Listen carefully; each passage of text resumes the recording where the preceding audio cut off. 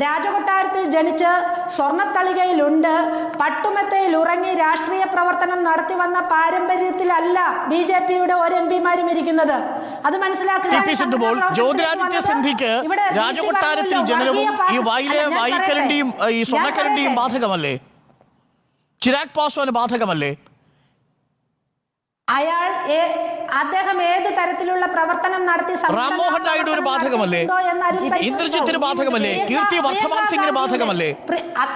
അനുപ്രിയ പട്ടേലിന് ബാധകമല്ലേ? അതുകൊണ്ട് തന്നെയാണ് അവരൊക്കെ സംഘടനാ പ്രവർത്തനത്തിലൂടെ ഇവിടെ ഞാൻ ചോദിക്കട്ടെ ശ്രീ, അപ്പോ അങ്ങനെയാണോ TP സിന്ധുപോൾ 2004 സോണിയാഗാന്ധിയുടെ ക്യാമ്പയിൻ മാനേജരായിട്ടല്ലേ ഈ പ്രിയങ്ക ഗാന്ധിയെ നമ്മൾ കാണുന്നത്?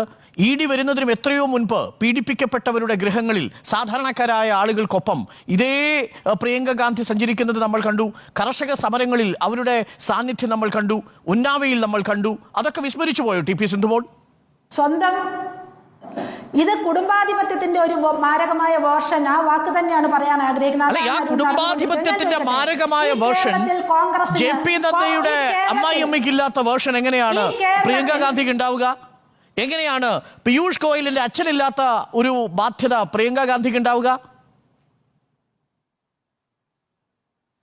10-65 വർഷക്കാലമായിട്ട് ഒരു പാർട്ടിയെ ഉള്ളം കയ്യിൽ കൊണ്ടുപോയി നടക്കുന്ന സോണിയാഗാന്ധിയുടെ കുടുംബവും താങ്കൾ പരാമർശിക്കുന്ന JP നദ്ദയുടെയും പീയൂഷ് ഗോയലിനും ശരി സമ്മതിച്ചു. ഈ ക്യാബിനറ്റിലുള്ള കുടുംബവാഴ്ചയുള്ള ഏതെങ്കിലും മന്ത്രിമാരുടെ കുടുംബത്തിൽ നിന്ന് അവരുടെ അച്ഛനോ അമ്മയ്ക്കോ മുത്തശ്ശനോ ഈ പറയുന്ന രാജ്യത്തിന്റെ പ്രധാനമന്ത്രി ആയിരുന്നു എന്നതിന്റെ പേരിൽ ജീവൻ വെടിയേണ്ടി വന്നിട്ടുണ്ടോ? ഏതെങ്കിലും 20 ക്യാബിനറ്റ് മന്ത്രിമാരുടെ കുടുംബത്തിൽ രാജ്യത്തിനു വേണ്ടി ജീവൻ കൊടുക്കേണ്ടി വന്ന ഏതെങ്കിലും ഒരു നേതാവിന്റെ പേര് പറയാൻ കഴിയുമോ TP സിന്ധുപോൾക്ക്? പക്ഷെ പ്രിയങ്ക ഗാന്ധിക്ക് പറയാനുണ്ട്. സ്വന്തം അച്ഛന്റെ, സ്വന്തം മുത്തശ്ശിയുടെ. പ്രിയങ്ക ഗാന്ധി നരേന്ദ്രമോദിക്ക് കൊടുത്ത മറുപടിക്ക് തിരിച്ചു മറുപടി കൊടുക്കാൻ 48 മണിക്കൂർ എടുത്തു പ്രധാനമന്ത്രി നരേന്ദ്രമോദി. മംഗല്യസൂത്രം പിന്നീട് ഒരിടത്തും പ്രധാനമന്ത്രി നരേന്ദ്രമോദി അത് ഉപയോഗിച്ച് കണ്ടില്ല. അതെ, മംഗല്യസൂത്രം നഷ്ടപ്പെട്ടിട്ടുണ്ട്. എൻ്റെ അമ്മയുടെ മംഗല്യസൂത്രം എന്നാണ് ആ ബൻസ്വാര പ്രസംഗത്തിന് പ്രിയങ്ക ഗാന്ധി നൽകിയ മറുപടി. അത് കേട്ടിട്ട് BJP നേതാക്കൾ 27 മണിക്കൂറേക്ക് ഫ്യൂസ് അടിച്ചു പോയി. വായിൽ വെള്ളിക്കരണ്ടിയുമായി ജനിച്ച ആളുകൾ എന്ന് ഈ സിന്ധുമോൾ ആരെയാണ് പറഞ്ഞതെന്ന് എനിക്ക് മനസ്സിലാകുന്നില്ല. ഈ രാജ്യത്തിന് വേണ്ടി സകലതും സമർപ്പിച്ച ഒരു കുടുംബമാണ് നെഹ്റു കുടുംബം എന്ന് പറയുന്നത്. നിങ്ങളുടെ നേതാക്കന്മാർ ഇപ്പോൾ ഇവിടെ പറഞ്ഞാൽ അരുൺകുമാർ ആ ലിസ്റ്റൊക്കെ പറഞ്ഞുകൊണ്ട് വീണ്ടും ഞാൻ അത് ആവർത്തിക്കുന്നില്ല.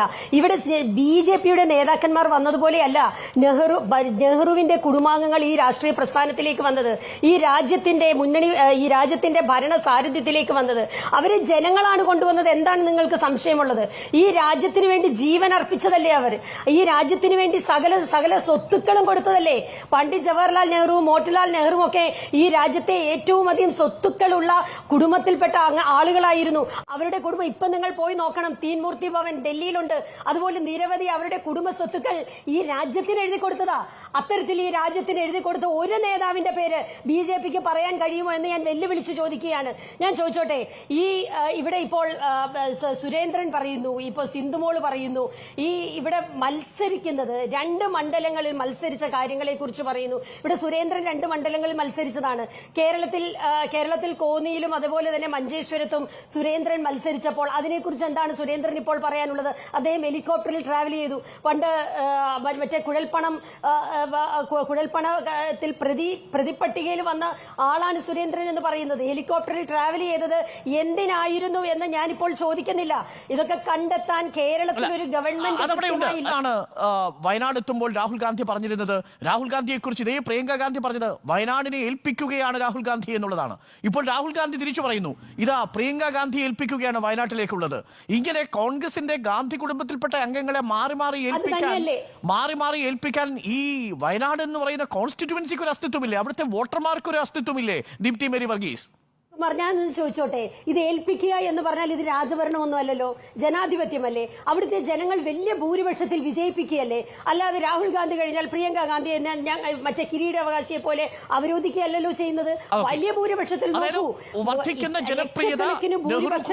രാഹുൽ ഗാന്ധിയെ വിജയിപ്പിച്ച മണ്ഡലത്തിൽ ശരി, സമ്മതിച്ചു. ഞാനൊന്ന് മടങ്ങി വരാം.